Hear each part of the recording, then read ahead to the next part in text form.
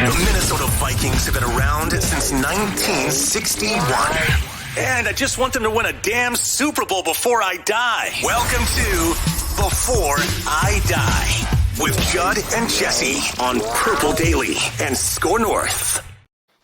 Just one before we die. That's all we ask. I'm Jessi Pierce, NHL.com, Bar Down Beauties.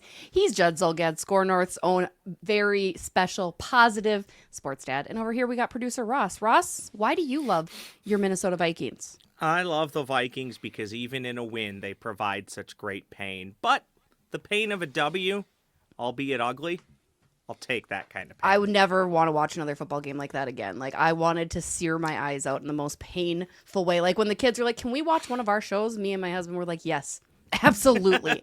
Anything to take this off of our television screen. In case you guys missed it, Minnesota Vikings did win yesterday in Las Vegas. 3-0 was that final score. That's not an error. It was 3-0. Only time that's happened since 2007 when Pittsburgh beat Miami. It is the first time this season that your Minnesota Vikings beat an AFC West squad, which is also a little questionable, so that's good. Let's dive right into it. Ross, you said it. A win is a win, but Judd, is that a win? Like, nobody won. The people that won that game were the people that got to stop watching it yesterday. People paid thousands of dollars in airfare to go out there from here. Like, it was filled with Vikings fans. Now, my understanding is at one point, Raiders and Vikings fans in a united front both started to boo the teams because the game was so bad. So, like, each was booing their own respective teams because that was so awful. I mean, I guess if you're a Vikings fan trying to spin it, it's more positive than the Bears game, which also was not this bad, but it was awful. And you've lost that game. But, yeah, I mean, I declared this. I've been watching Vikings football now for 45 years. I declared this the worst overall game I've ever seen that involved them. Yeah. So, because people will come back and say, well, the Josh Freeman game was terrible. And I said, yeah, but the Giants weren't that bad. The Vikings sucked. Yeah. The only game that came off the top of my head that I could compare this to was a 9-7 Vikings loss in Lambeau in 2006, which was right around Christmas as well and was just terrible. But I think this is the worst. I mean, 3-0. There has not been a scoreless tie in the NFL since, I think, 1943. Mm-hmm. Overtime was instituted in 1974. It's never happened. It didn't here, but it came damn close. It was the first 3-0 Vikings game since 1971 at Met Stadium in the outdoors. Like, this was in perfect condition. So, that 43 game was Lions and Giants, correct? Well, very good. Yeah. I don't remember, but I'm sure I was there. But long story short, I don't think that there is a sane way to spin this positively, Roscoe. I think it was just really awful. 17 punts, you guys, between the two teams. 17 punts between the two teams. Like, my goodness. Everybody else has made the same joke, but I'll make it as well. A lot of people spend thousands of dollars to watch an NFL game between the Vikings and Raiders and a Big Ten West game between the Gophers and the Hawkeyes broke out. This was worse, Roscoe. I was there. I was at Kinnick. That game was more entertaining than, like, this game was worse than that. I don't know how. This game still had some comedy, though, because you're thinking, assuredly the Raiders are going to score here, and then Renfro fumbles. Mm-hmm. You know, assuredly Vikings can find a way to score here, and they don't. You know, assuredly, and we didn't know it at the time, but Greg Joseph will make this kick and get the Vikings on the board, won't he? Nah, he didn't. He just barely missed. Look, I mean, the game was so disinterested. I jokingly, but semi-seriously, sent you guys a tweet about my notes for the game. It was a blank notepad. There just was not a lot to talk about, and it gets tough when you try and parse. Am I watching good defense or just atrocious offense? Yeah. And I think everybody would agree.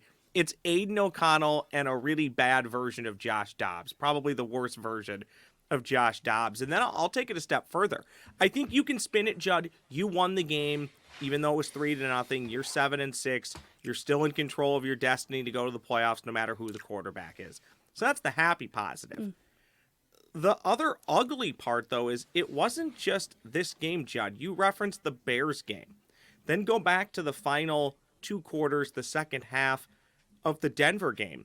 This is now 10 quarters of hideous offensive football for the Vikings. Yep. It's not offensive. Or sorry, it's not offensive.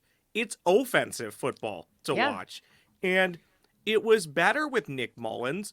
But I'd love to get your guys' thoughts on this, Judd and Jessi.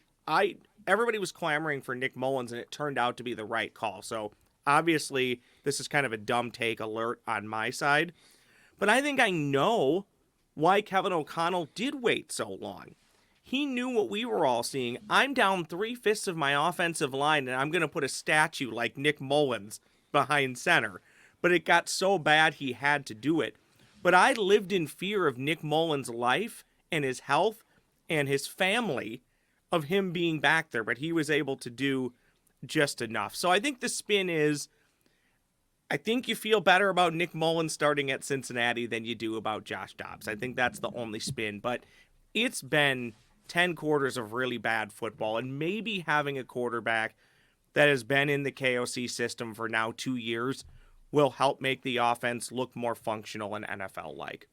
Well, and I think my other the defense is playing great, continues to play great. Brian Flores has them moving, and the offense can't. So as anybody on the defense, I'd be like, what in name do we have to do? Like, can you guys do your job? We're finally doing our job. You need the offense to get going.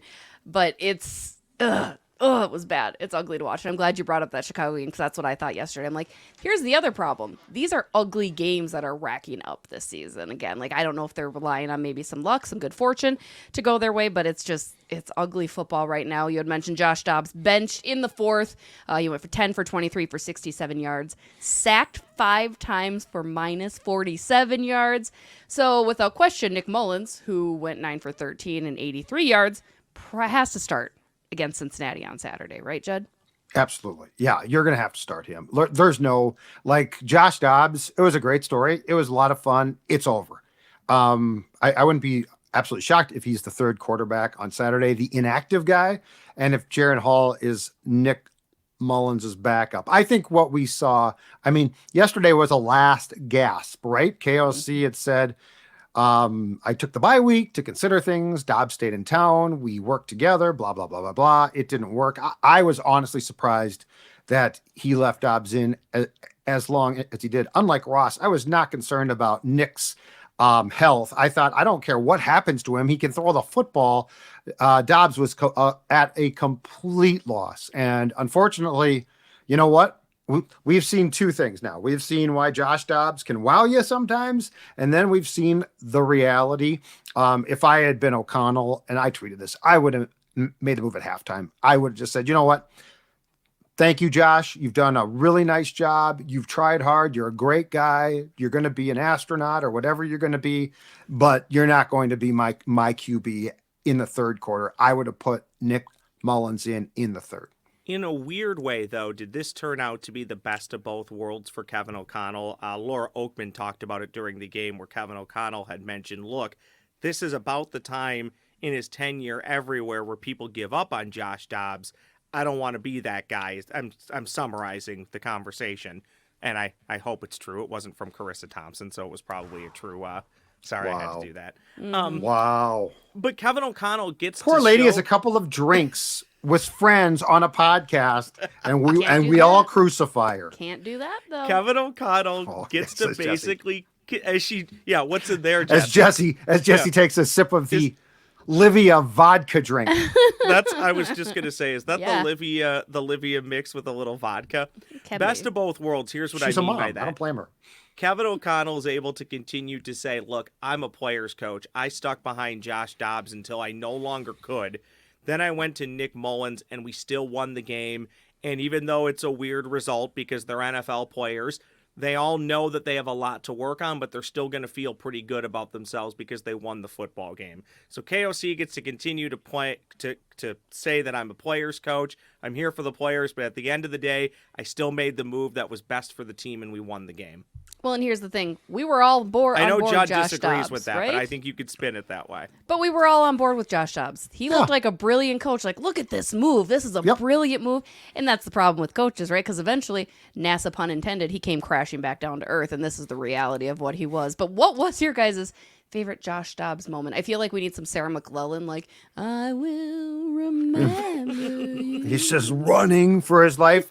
Despite the fact that the Falcons game is like like if there's going to be a poster of Josh Dobbs, it's probably that game against the Falcons. I think my favorite one was the Saints game at US Bank Stadium where he ran for that touchdown when he had no business not being sacked.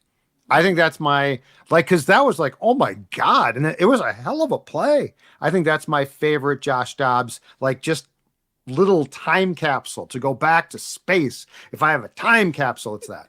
And I'm going to back up Judd. And if he's thinking of the same player, if I'm thinking of the same one that he is, on that run, Judd, you can visibly see Dobbs turns and braces to be sacked, but nobody's there to hit him.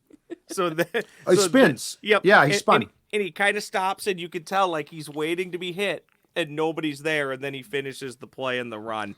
I don't know. I think the line about not knowing his teammates' names, like, that's good stuff. And we shouldn't take away that this is a good story. And yeah, we got behind it. I think I even said it had some 2017 vibes to it. But now, when you've seen it for a month and a half, basically parts of 5 games, I think we know it's hit its shelf life, and he can still take some credit. They're in the playoff mix because he got him a few wins. So I think that's my favorite moment. Did you have one, Jessi? I just like that it gave nerds, I'm a nerd, for sure a nerd, that it gave nerds a good name too, right? Like, you can be smart and you can do things athletically. I just think that's always kind of endearing, because a lot of people assume, like, there's those two sides. You're either very into science and books and knowledge and all that, or you're into sports, and you can be both, you know? I think that's an endearing message to the young kids out there who wanted to now maybe want to be more into science while also playing football. He does seem like a great guy. Like, yeah. It's a great story, and he seems like a great guy. And I will say this: my guess is if you hightail it to the Vikings store at TCO, Jessi, you can get the kids a really good deal on some Josh Dobbs jerseys. Yeah, I bet those things are going to be going in clearance rack real soon here. So you know what? Get some Pasternak jerseys. They're nice jerseys, and I mean it's 15, so who cares, right? Yep. That's my advice. The way this season has gone, though, I think things would have to go epically wrong with Nick Mullens or Jaron Hall to get back to Josh Dobbs. But we've already played 4 quarterbacks this year, so whether it be injury, poor performance, I don't think you could say it's a 0% chance that we'll see Josh Dobbs play again for the Vikings, but it's probably 0.001%. Oh. They played 4 quarterbacks already. We still have 4 games to go. Do you think Josh Dobbs would pull like Zach Wilson, just kind of be like, nah, like, I think I'm good. I'm gonna just and then be forced to go back in? Yes, because he gets outed in the media. Because I mean, that's what happened to Zach. He basically he said, "F that, I'm not playing." It got out.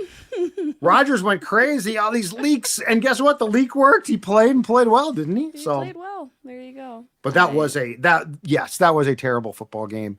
It's done. The Vikings won. That's the good news. Mm-hmm. I think KOC's leash was too long. I also that Oakman story that Ross talked about concerned me a bit, though, because I think what Kevin sees in Josh is himself, right? Former backup quarterback. Dobbs was a 4th-round pick. O'Connell was a 3rd-round pick. Both of them really didn't get a huge shot. Now, Dobbs has played a lot more games than Kevin did in the league, but all of that being said, I think he was like, I really feel for this guy, and, you know, he gets the rug yanked out from under him just when, blah, blah, blah. I'm willing to bet there were people in TCO in the building last week for the Vikings, you guys. I'm willing to bet there were a few that said, hey, Kevin, come here. What are you doing? And Kevin said, I'm sticking with the kid. And they said, the Pasternak, you don't want to stick with him anymore. So do that. No. Want to point out Judd's impression of KOC is like Clint Eastwood. Do you think that's how KOC sounds? Like, sticking with the kid. With the kid. I'm sticking with the kid. Did you catch that too, Jessi? I thought it was Clint Eastwood. Yes, it's probably a little different in KOC's camp, I would imagine. Maybe a Make smile. my day. You feeling it's lucky? Raspier. Dobbs. Yeah. I love Clint, man. I know Clint was great in the day. Get off my lawn. He's old now. Yeah, he's very old now. So Yeah. it's KOC walks over and just said, "Get off my field." lawn. You know what? O'Connell, I can see O'Connell as an old guy. Like he's got the look. He's a coach, so he is aging. Look at first day. Look at the first day. Yes. He got Zimmer was. Oh my God, Zimmer was a vibrant older guy. He got the job here. He left. He looked awful. When Zimmer left, he looked like me, and that's not a good thing. Oh no, his skin looked even worse, dude. He didn't have any head coaching and presidencies absolutely age your ass. I really think Parenting too. I'll toss that one in. NFL teams just wait till they're teenagers. NFL teams should take one out of the presidential playbook. They should have a portrait of every coach that you could look at. Yeah, just go, oh yeah, I remember. The Vikings remember when Mike Zimmer led the team. I think every There's NFL pictures team should do this. at I would TCL. love it. Yeah, I would love it. It's got like there's a wall right by where the press room is that's got like when the Wilfs bought the team, like all of these historical marks in franchise history, including the introduction of coaches. And they've got Zim on day one, and he's smiling, vibrant, finally gets his chance, and then by the end he looks like a guy who's absolutely been hit by a Mack truck. I mean, the question is, are they going to have KOC's photo talking about how he pushed this and willed this team into a playoff spot this year? Or are they going to say, no, he'd missed the playoffs for the Minnesota Vikings? Because that's the big question still, you guys. It is muddy, murky waters for that wild card spot. Vikings are still in the hunt at 7-6. Packers 6-6. You've got a lot of teams. What do you think the magic number is going to be? Ross, let's start with you. How do you think the Vikings get in, and do they make it? I still feel like the number's 9. I think that 7th final spot will likely go to a team that has 9 wins. However, there could be multiple teams with 9 wins, and based on tiebreakers, somebody could be the odd team out. If you want to look at it in the Vikings' favor, you look at the teams that are around them that you know for sure they have tiebreakers over. Yesterday was kind of a weird day in the NFC South. Would you rather have had Tampa Bay win, so they were technically in first place and could win that division? Or do you want them competing for a wild card spot with you where they have the head-to-head tiebreaker? Vikings have a head-to-head tiebreaker over the Falcons, may end up with a head-to-head tiebreaker straight up over Green Bay if they can beat Green Bay in a few weeks at home. I don't know. They've come this far looking so disjointed, and every game is up and down. The season's been up and down. I don't think super highly of the Lions, but I don't love having to play them 2 of the final 3 weeks where I think they are the better team. But can the Vikings win 2 of their final 4 games and get to 9-8? I think they can. And if one is against the Packers or Lions, long story short, rambling as you guys know that I want to do, my gut says the Vikings still get in. It would be really helpful, even though it's not an NFC game, it would be really helpful to get a win on Saturday and get to 8-6 to make that math more clear. But I think the number is 9. Judd, what do you think? I think 9's fair, but I mean, from 6 seed down, it's not any good. So yes, I think if nothing else, they probably back in. Yeah. I think right now, my guess is the Packers are in and the Vikings are in. And if the season were to end today, as sports aficionados like to say, the Vikings would play the Lions again for the 3rd time within a month. Yes, in 4 weeks. And the more I watch Detroit, I'm not sure about you guys and Jessi. Detroit doesn't scare me now. Like they're a roller coaster. The Bears should have swept them. The Bears beat them on Sunday. They were up by 2 touchdowns 2 weeks ago in Detroit. So I think the Vikings make the playoffs, and I think the bottom of the playoff picture is absolutely horrendous. I think that's that's their saving grace, is the rest of the teams are that bad. Otherwise, I wouldn't say they'd make it. Do they deserve to win it or get into the playoffs? Absolutely not. There is nothing about this team that is deserving of a playoff. But you know what? I like the chaos. Let's bring on the chaos. Let's bring on some fun, Love right? The chaos. Like just ugly, gross sometimes, but hey, here they are. So also, I'm all for it. Jessi, look at the NFC. Judd and I were talking slightly before you joined, just moments before. Look at the NFC. Outside of the 49ers and Cowboys and maybe still the Eagles, can you make a case that any other team in the mix or currently in the hunt is going to represent the NFC in the Super Bowl? The AFC, I think you can still make the case logically for a good chunk of teams. But even look at their wild card race. It's just as muddy as the NFC. And the South is disgusting. Oh, yes. So gross. Yes. The South is disgusting. Just seed this thing out. I know, divisions, away rivalries. Get the South. I mean, this is the problem when you have, a playoff structure that's this big. Just go to seedings. Yeah. Like, what if they don't deserve to be in the playoffs? What if you still guaranteed the division winner a playoff spot but didn't guarantee him a home game? Well, that would be an actual start. Mm-hmm.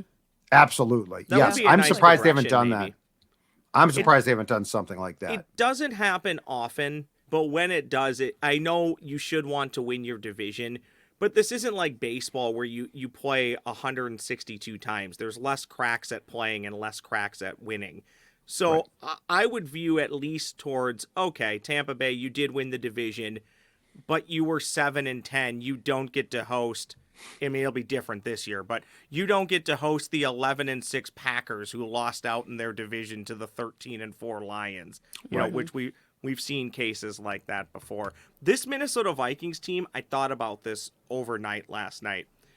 They're starting to remind me of the Cardinals team back in the late 2000s that lost both Carson Palmer and another decent backup. Could it maybe have been it might have been even like Drew Henson or somebody. And they ended up playing Ryan Lindley in a playoff game. That's what this Vikings team is starting to remind me of. The incredible thing is when you look around the league right now, you guys, the amount of quarterbacks that are just out. I mean, CJ Stroud now is concussed. It is, and I don't know. I don't think that you can fix this. Like I don't think that these are injuries that you can take out. But when you look at what, the National Football League is very lucky that it's once a week and people love it because of fantasy and gambling. Because when you look at what they're providing product-wise, and this has been true for a while, but without the quarterbacks playing, it's really true now. It's not a good product. I mean, you could say it is, but it ain't. There's just, when Joe Flacco is playing for Cleveland, he was on his couch 2 weeks ago. He was on his damn couch. This product is, again, and we talk about this every year at this time, but it's true. This product is not a good product, which is why I love the Red Zone, because that just takes me from highlight to highlight, and I don't have to watch this. I was pissed off. I'm watching the Raiders-Vikings game, and the Chiefs and Bills are playing this just seesaw, incredible game, and because of my job, I got to watch this nonsense. What did you guys think if you saw the play about the Tony offsides on the throwback from Travis Kelce? I had we no all know problem. what Pat Mahomes thought. Yeah, we know sure. what Pat Mahomes thought. I had no problem with it. Penalties are penalties. Yeah, penalties. He's are lined penalties. up over the ball. Yeah, exactly. On the replay, it's not close. On the replay, you couldn't even see the ball because he was lined up so far offsides. And I get. Oftentimes the officials tell you to get back. Well, they're not going to tell you every time. Well, nor should they be relied on to tell you every time. It's your job to line up on sides. You're supposed to, as the receiver, you're supposed to look at the official and check, but you're also supposed to be in a position where you're close. He was not even close. The officials are right. It's not their job. This would be akin to telling a defensive player, hey, get back. Yeah. Yeah. They don't tell the defensive players that. This guy was, but here's what pisses me off to no end here. Mahomes and Reed, okay? You're still mad about what happened in the Packers game, which is fair. You got screwed. Yeah. Valdez-Scantling was interfered with. But last week, Mahomes is like, well, this is part of the game, and Reed brushed it off. And then yesterday, they go both barrels. Yeah. Okay, nothing ticks me off more than when you don't complain when you should. Like, if you're going to go nuts a week ago. Mm-hmm. All sports. I hate this. Pick like your it's lane, pent don't up. Go back and forth with wishy-washy. Do you know what this is? This is when you and the hubby are in some type of dust up, and you bring up something that happened like a month ago that at the time was nothing, right? But I mean, it's like, no, if you're mad at me, tell me at the time.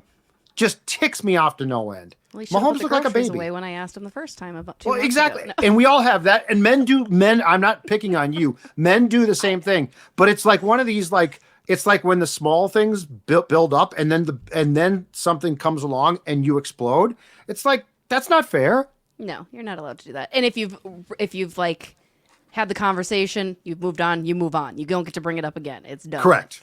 That's correct. That's how you move forward. So address it at the time. Yes, address it at the time. Did Judd just have a recent fight at home? I've been married for 30 years. No. I've been married for 30 years. I know how this works. Yeah. No. And I do my job now. Like I do the dishes now. I do the laundry a lot. I did not used to. I was irresponsible in my youth. I'm now good at doing household chores. But I'm just saying there's always in a relationship, there's things that build up and then they blow up when they shouldn't. Yesterday, Mahomes and Reed blew up when they shouldn't have. They should have blown up a week ago. And also Pat's rationale. Well, we did kind of get screwed last week, but I bit my tongue and didn't really talk. Yeah. I was like, well, if you felt that way, then you should have said it last week too. Exactly. I do agree with that. From last week to this week, let's check in on this week's comments from YouTube. Comments from YouTube. Got a couple of good ones this week. They're always good because I chose them, of course. This one comes from StewBabe69. Nice. Before I die, watch Ross lose a Dr. Pepper challenge to someone using the chest pass. Remember, we talked about that last week. Of course I'd lose to the chest pass. That's the problem with the chest pass. Anybody can do it, and they score a bazillion times. Judd agree 100% on cleaning up the rule book, as do I. They also need to do the same for college. I absolutely hate the targeting rule in college. It's so over the top. That from StewBabe69. My question to Judd and Jessi. Worse rule, college football targeting or NFL hitting a defenseless receiver? Jessi? I go college football, although obviously there's more conversation being had about the defenseless receivers, given Justin Jefferson yesterday and what Randy Moss has been saying for years as well. But you guys know me. I love me some college football, and I have a lot of problems with the rules in college football and the way that the NCAA has operated. That would be my selection. Judd, what do you think?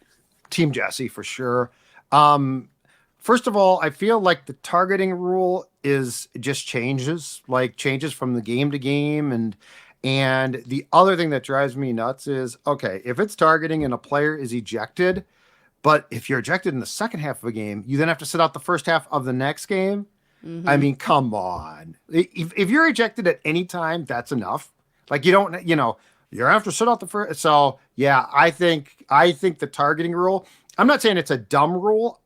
There's just no consistency to it. Exactly. Clean it up again. Yeah. Like you need to figure out which part of contact you're talking about and what constitutes forcible contact to this area of his body. Like all of that. There's no consistency, which is a problem for rules and officiating across the board, certainly. But that's my biggest issue is like they don't know what they're calling. The officials seem unclear on the rule, which means that it's just awful to watch. Well, like and if a receiver ducks, yeah, and he puts his head into harm's way, I've never understood how the defender pays the price for that. Also, oftentimes, I'll back this up. I agree with you guys. It's college targeting for what, especially what you said, Jessi, and backing up what Judd said. If a guy gets kicked out in the first half of a game, he just has to miss the rest of that game. But if you get kicked out on the second play of the second half, you're essentially missing a full game. I don't like that. What Judd said about the receiver lowering the head, oftentimes they're initiating the contact. And I don't love how we love to legislate intent. Why can't there be two levels? Why can't there be the old, okay, that's targeting, but that's just a 15-yard penalty. You can stay in the game. Okay, that's targeting. That's a 15-yard penalty, but it was with malicious intent. You're out of the game. I do believe we could clean it up and make that happen. Question number 2 from Mr. Beck 47, or comment number 2 from Mr. Beck 47. In response to who should start for the Vikings, Mr. Beck jokingly says, I'd play Jake Browning. Well, funny thing about that, the Minnesota Vikings will more than likely take on Jake Browning this upcoming Saturday, and the Cincinnati Bengals. Judd, you saw a lot of Jake Browning at TCO and in preseason football. Did you ever imagine we'd be sitting in a world where Jake Browning may potentially be earning a starting job for an NFL team at some point down the road? Let's hit the right one. Your thoughts on Jake Browning, Judd? My thoughts on Jake Browning. No, I really didn't. I guess I shouldn't be shocked because, again, we talked about it. There's so many quarterbacks who get hurt and there's constant changes. But no, I thought he was what at least we used to call a camp arm. A guy that came to camp, threw some passes, got a paycheck, went home, found a real job. Might not be a pastronaut, but he might be a pastor. I don't know. So no, I never really gave serious thought to what is going to occur on Saturday. Perhaps that's my fault. Jessi? I mean, Kirk Cousins would have also offered up his sweet box, I'm sure, as well, just like Joe Burrow did for Jake Browning. I don't know if you guys saw that, but it was very I sweet. did not see this. endeared. I think Joe Burrow's a good guy. I like Joe Burrow. Burrow's a good guy, apparently. Yeah, Jake Browning had his family and friends obviously in attendance, and they were in these box seats, which very expensive. And he's like, no, I did not buy that. Joe Burrow offered to give me those seats, which I was like, that's very sweet. It's another reason to love Joe. As you guys know, I'm a huge college football fan. I thought Jake was great at Washington. I was excited when the Vikings had him. Obviously, there were reasons why maybe it wasn't working out. He's now had a couple years in the league to refine skills and get better at things. But I'm happy for Jake Browning and a backup battle this upcoming Saturday. Hopefully should be a ton of fun because I don't know if the Vikings will win, but I do expect them to score more than 3 points on Saturday. Wishful thinking. You sure about that? Nothing surprises me anymore. I'm pretty positive about that. Greg Joseph White right a couple times, you think? Well, let's not talk about Greg. You guys Miss a know couple how 49-yarders. Let's miss a couple. Well, Declan, you should get Declan on. He'll sing his praises. Look, I get it. There's only quarterbacks and kickers are the same. There's only so many good kickers, but until you find one of those good ones, you don't need to wait around anymore for Greg Joseph. I'm not saying cut him now, but unless he kicks you to a Super Bowl this year, there's no reason he needs to be back next year. True. Shall we wrap up this week's episode with some of our Before I Dies? Yeah, why not? Let's do that. Time now for the Before I Die crew to give us their Before I Dies. Jessi? Russ, you want me to start? Russ? Sure. I can start it off. Yeah. Why don't you go first today, I was Jessi? so impressed with Ivan Pace Jr.'s flip yesterday after he celebrated his interception. I would like to learn how to do that. I'm going to learn how to become very athletic and do a backflip or front flip. Either way, I'll start it off this summer by doing it into a pool, safe area, and then improve from there. For some reason, that's just a skill that I think it would come in handy in my life. Really? Yeah. It seems dangerous. I mean, as your friend, I really would encourage you not to. I'm gonna try before I die. I feel like if you had started it, wait, now have you done flips before? No, this is a completely this new is area. no offense, okay? Maybe but I'll start at like the trampoline parks. My kid loves going to the trampoline parks. I feel like I feel like this is a way where we hear that you're concussed, and I don't like that. You never know. I think I'd come back and play though. 18, 25 years old. Yeah, you know what? Go ahead. I don't think it's a good idea, Jess. We'll see. We got time. I'm worried about you. Yeah. I say this as your friend. I say this as your friend, not a judgment. Jessi, I actually think you can pull this off. I think I can. Thank you. I see a lot of stuff you put on the socials. I see a lot of stuff you put on the athletic. socials for hashtag content. Mm-hmm. I feel like you pulling it off would be great, and if you end up taking a header or falling flat on your face, that would also be great for the content. Even better. So, it's terrible. Yeah. I mean, we'll do one in the snow maybe. Start that way too. That's just before okay, you I'm do out. it. Before you do it, just make sure the life insurance is updated. Yeah. Obviously, sure and make sure your husband knows everything he needs to know, so that if you're in the hospital for an extended period of time, you know, if the bills have to be paid, I'll make sure he also knows I don't know that you else. said, no, don't do this, Jessi. And I will let him know that Ross supported me. Jessi, if you wind up in the hospital, will the kid ever get off the bus, or is he just going to be stuck on the bus for like all weeks great on questions, end? right? I mean, again, either way, it sounds like good content, which that's what we're all here for. Hashtag content. I'll do mine really quickly. Yeah, and go then ahead. Take it Go back ahead. to Judd to take us home. Maybe I've said this on the pod. Maybe it was last year. But there are not enough college football bowl games, and I think we're going to lose a few next year when we go to the college football playoff. But bowl games move, they change. Sometimes there's new affiliations. You lose a bowl, you might add a bowl. We have a beautiful facility here in Minneapolis. It's called U.S. Bank Stadium. I almost said TCF Bank Stadium, which was wrong, and then I didn't remember that it was Huntington Bank Stadium, yeah, which is right. But I mean the indoor facility where the Vikings play.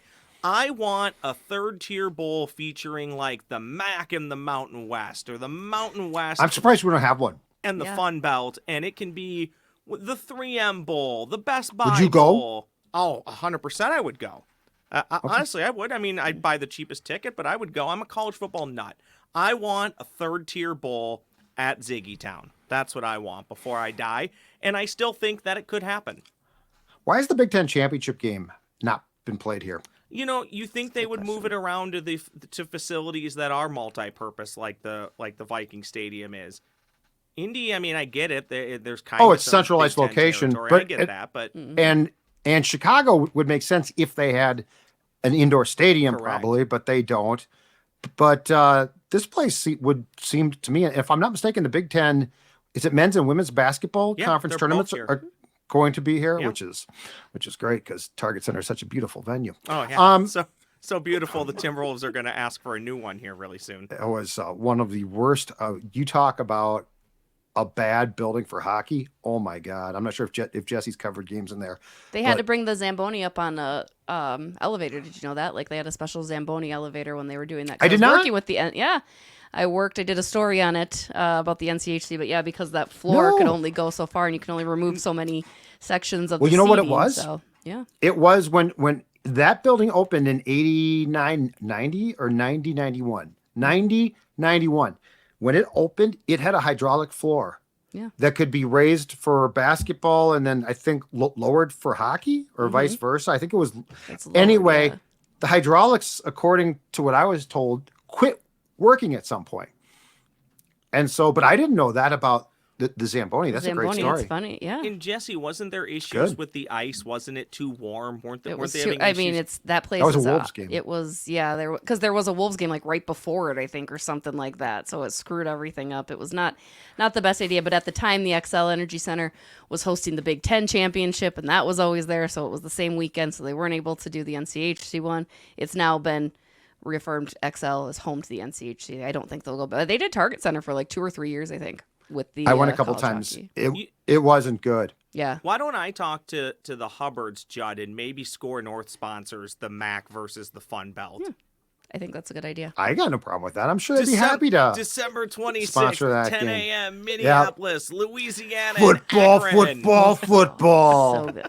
So good. Be like the old monster trucks coming to your U.S. Bank Stadium. Sunday, It's football. Sunday. All right, before I die, I've decided this yesterday. I want to have a new rule where there is some type of like 3-person, so it's small, committee that can call at any time at halftime 2 National Football League games per week and just end them.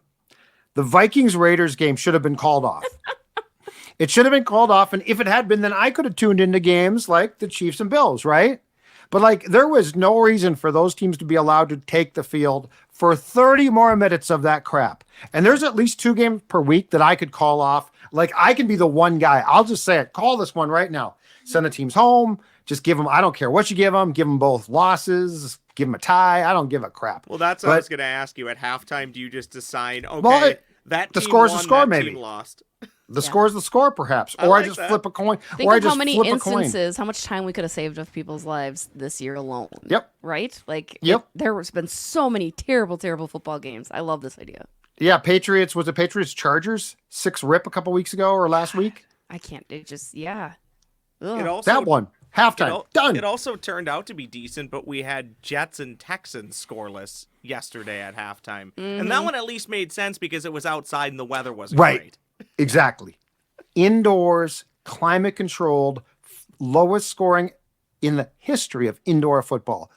I would have ended it at halftime. Yeah, you You know, got to the have Vikings a on a list of plane. criteria in order to make it fair. And again, go to consistency. But yes. Yes, exactly. You know what, though? We buried the lead. In the end, Nick Mullens comes back and gets his old franchise with a big victory for the Vikings late. That's right, Says, where he came "Take- from." Take that, Raiders. I forgot he came from the Raiders. Yeah, and then Never before played a that, game the for him. Niners. So What That's that's all I got all for I that. got. I can't believe we did 40 minutes on that game. Every week I always surprise ourselves. Like, look at us, just going. You lead us, Jessi, and we follow. I appreciate that, boys. As always, follow over on Score North. Check out all the Purple Daily content, all the Wolves content, Wild content, whatever your fix. You can find it all on Score North. And again, Viking stuff on Purple Daily. Before I die here, each and every week, we'll be chatting football. We didn't even talk, really, Hockey. So congrats to us on that. Same final score yesterday, huh? Yep. And the Wild will play on Saturday at 1 p.m., same time as the Vikings at noon against Cincinnati. So, or that's fun. Anyway, guys. Will I see you two on Thursday? I'm heading to the game. Yeah, I Great. live there. The So Wild I'll game? playing on Thursday. Yeah, play against the Flames. In seats or in, the seats. suite? Yeah, in seats. Oh, no, I'm Not the suite? Nope, not the suite. Not up in.